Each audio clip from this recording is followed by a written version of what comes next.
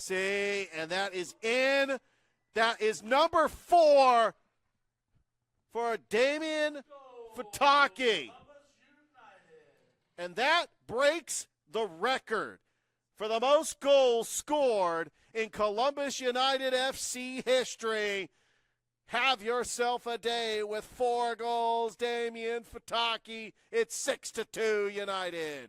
Welcome everybody to A.J. McClung Memorial Stadium as Columbus United ends up getting a big win over Columbus Knight Eagles by a score of 7-2, which is the most goals ever scored in Columbus United FC history. I'm with the coach, Coach Brett Teach. Coach, even though this match was a friendly, still you have to be very impressed with mostly reserves that came in and just did a phenomenal job putting up 7 goals tonight. Absolutely. We, the guys have worked hard all season and just haven't got a lot of opportunity to play. So this was an opportunity for them to get in and play and show what they could do. And again, they're all young college players or later high school players who are getting ready to go off to college. So it was an exciting moment for them to come in front of a big crowd and really show their stuff. And I was really proud of them. And we did get some of our starters a little bit of time. I wanted to give them a good run out, but I think we played our starters. The guys I didn't dress 5 of our stars, but the other 5, they played about 20 minutes, 25 minutes at the beginning of the second half just to kind of get their legs going a little bit. But the reserves played most of it, did very, very well. Obviously, Damian Facchetti scoring 5 goals isn't a bad thing. He had an incredible night. He did. But you also had several great passes to get him set up for those goals. And then to top it all off, that penalty kick that gave him his 5th goal. What a night. But also up 4-0 in that first half. The Columbus Knight Eagles, which, by the way, a very scrappy team, mostly made up of active duty soldiers from Fort Benning.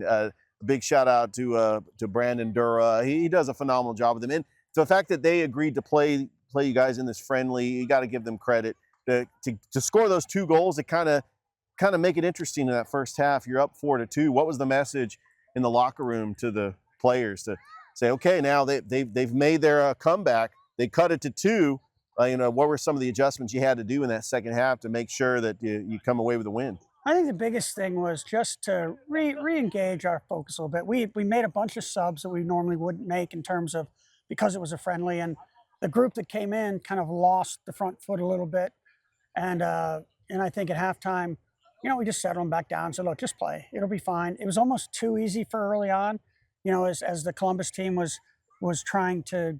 I mean, it's a different speed than they've played at, right? And like you said, they're not full-time like our guys are full-time. They play all the time.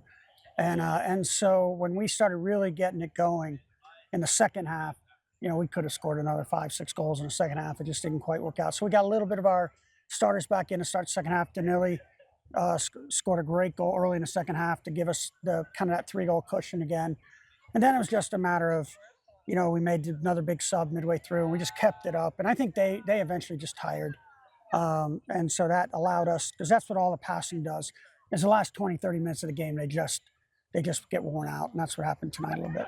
All right, Coach, you got one more game against Apotheos FC. Unfortunately, the team is not going to be able to make the playoffs because the USL only allows for 2 teams to make the playoffs. But what was your impression this season overall before you have your final match against Apotheos next week? No, I think the league's been great. I think the rivalries, the intensity of the games, the sponsorship of the clubs. Almost everybody has a good facility. We played in front of a lot of good crowds.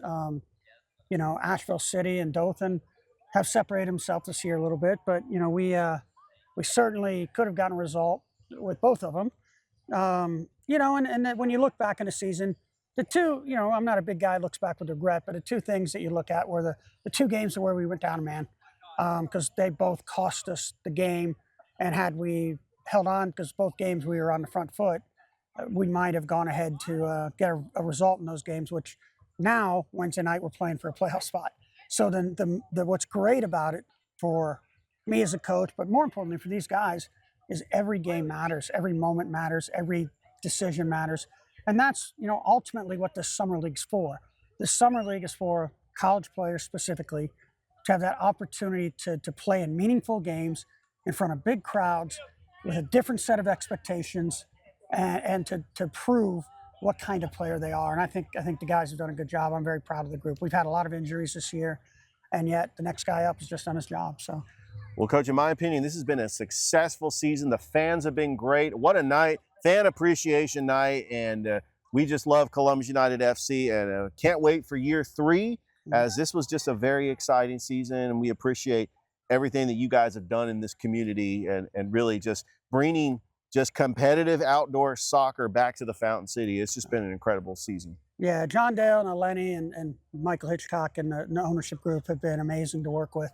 They care so much about this community, and it becomes infectious throughout the organization. And obviously, I have a long relationship with Columbus as well. And I think Coach Wade, my assistant, also does. Ricky Edine, who is a longtime coach at Hardaway. So we've kind of surrounded ourselves with guys who have bought into the community. And I think that's what makes it special. Everybody here cares about this community, cares about this program. We've got Paxton, who's our kind of operations manager, and his father's going around the field right now picking up flags and being a part of that. You got people out here signing autographs. It's a special group of people, and that's what makes it successful. The wins and losses. Look, we were very, very close to being in the playoffs. We went into the Dothan game alive, and they beat us. They outplayed us Sunday night, and you take your hat off to them, say congratulations. On that night, they were better than us.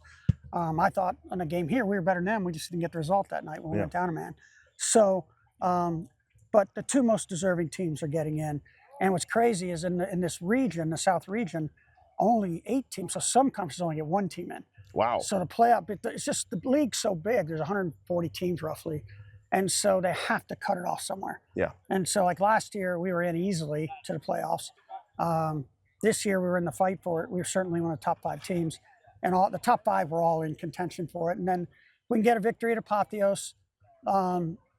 We have a very good chance to finish high as 3rd, possibly 4th, which would be good for our first entry into the league. And I feel very positive about the game and about the guys. So, but thanks again for all your coverage, and we've enjoyed that as always. You guys take care of us. Absolutely, Coach. That's Columbus United FC head coach Brett Teach. Coach, once again, thank you again, and we will see you next year. Columbus United FC cannot wait for year 3. Have a great night, everybody, and we will see you next time.